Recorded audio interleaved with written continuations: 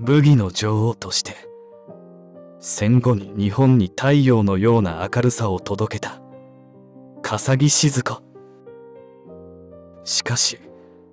その満面の笑みの裏側に深い孤独と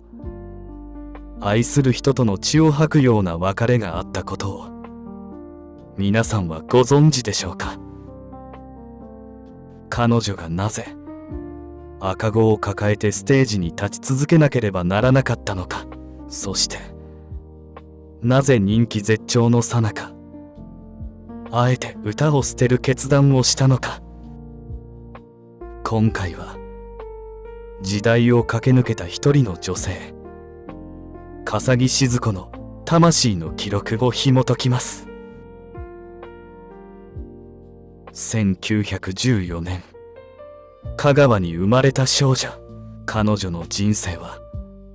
最初から波乱に満ちていました。成長してから知ることになる実の親と育ての親の存在。この複雑な家庭環境が彼女の心に居場所を求める情熱を植え付けました。小柄な体、決して美人ともてはやされるわけではない容姿。それでも彼女は誰よりも高く足を上げ、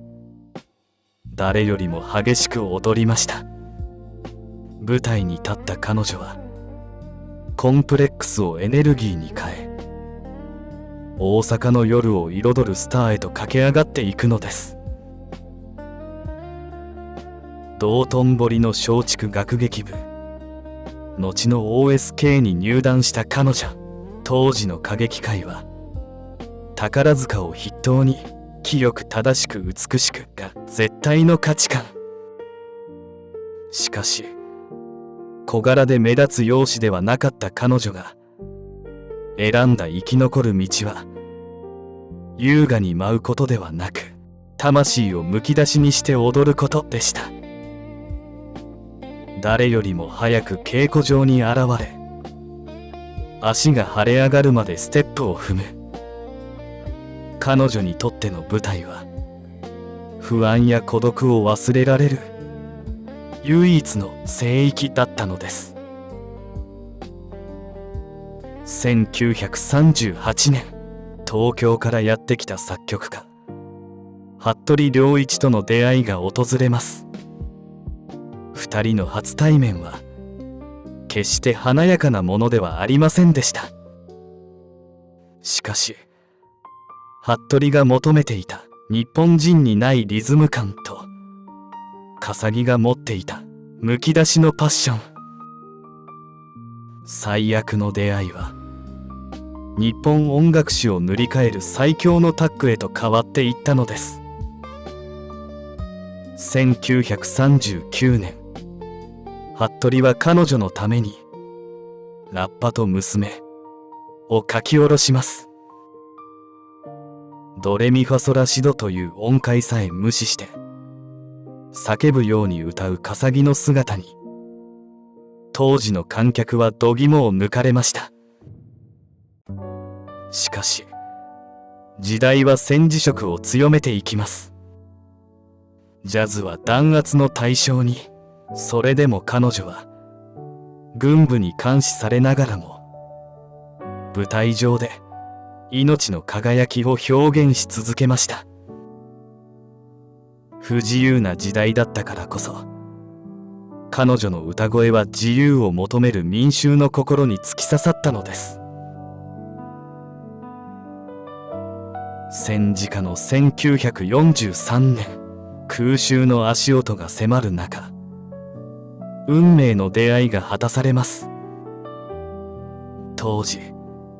絶大な人気を誇った笠置シヅ子の前に現れたのは吉本興業の御曹司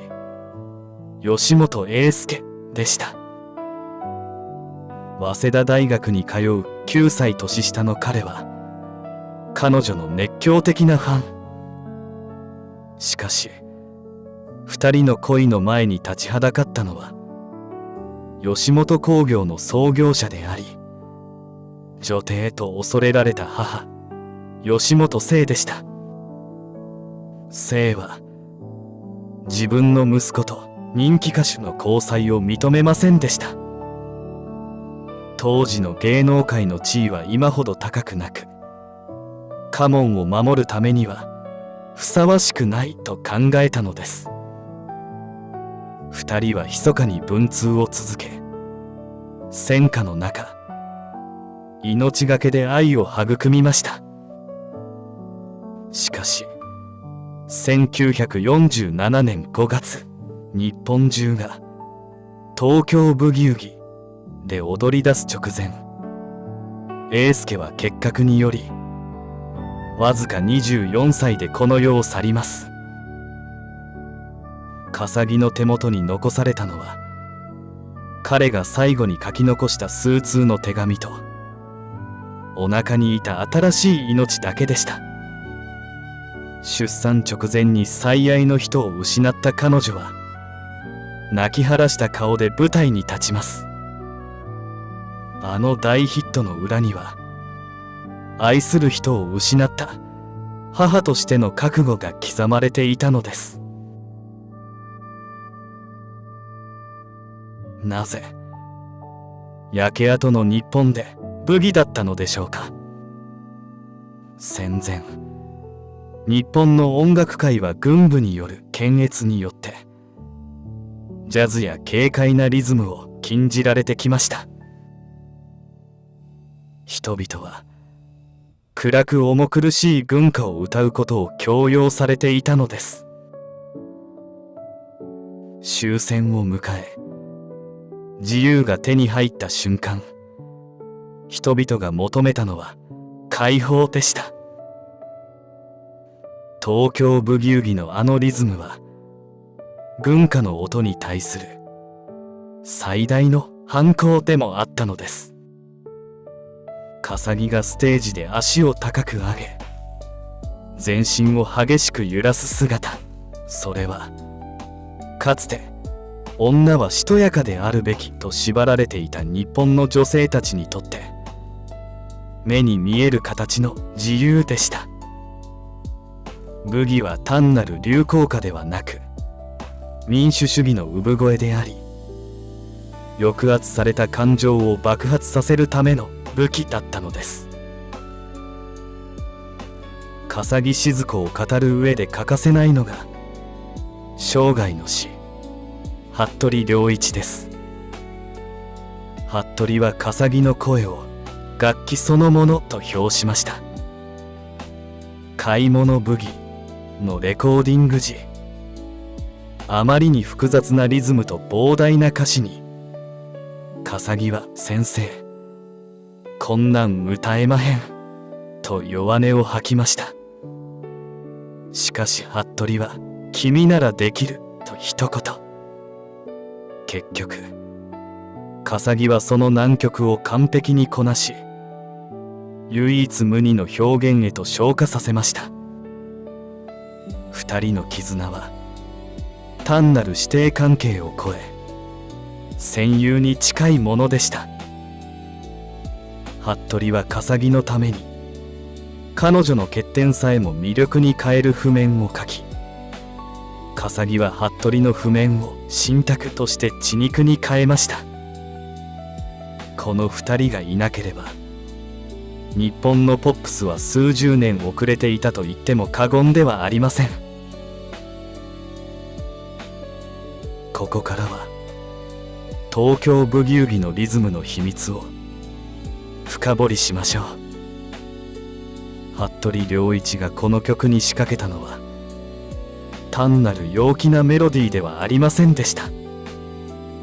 当時の日本人が慣れ親しんでいた表拍ではなく、あえて裏拍を強調するアフタービート、さらに歌詞のズキズキワクワクという擬音語の多用。言葉の意味を理解する前に脳がリズムとして反応してしまう。これは現代の K-POP やヒットチャートにも通じる脳科学的アプローチだったのです。歴代のスターもこの曲をカバーしてきました。美空ひばり、当時12歳、笠木をおばさんと呼び、ライバル心を燃やした天才少女の完璧すぎるコピー。雪村泉、50年代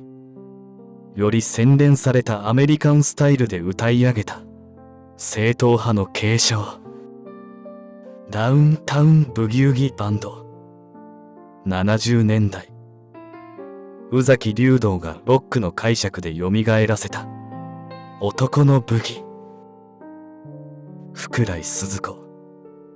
朝ドラで見せた令和の解釈による泥臭くも美しいブギ。こうして並べると、笠木静子の原曲がいかに野生的で型破りだったかが浮き彫りになります。彼女は歌っているのではなく、魂を放射していたのです。昭和20年代後半、女王笠木静子の王座を脅かす存在が現れます。天才少女美空ひばりです。ひばりは当初ベビー笠木と呼ばれ、彼女の歌を完璧にコピーして一躍有名になりました。1950年、笠木静子のアメリカ公演に際し、ある事件が起きます。笠木側が本場アメリカで自分の曲をひばりに先に歌われたくないと要望を出したことがメディアによって女王の嫉妬と書き立てられたのです。しかし事実は異なります。笠木はひばりの才能を誰よりも認めていました。ただ彼女はブギという音楽がどれほど苦しい戦時下を経て守り抜かれたものかを知っていました。自分たちが命がけで作った文化をモノマネで消費されたくないという表現者としての誇り。この二人の対立は戦後歌謡界最大のドラマと言えるでしょう。東京ブギウギの陰に隠れがちですが、彼女には他にも聴くべき名曲があふれています。買い物ブギ、大阪弁のラップとも言える超絶技巧のコミックソング、ジャングルブギ、映画界の巨匠黒澤明が作詞した野生味あふれる一曲、ホームランブギ、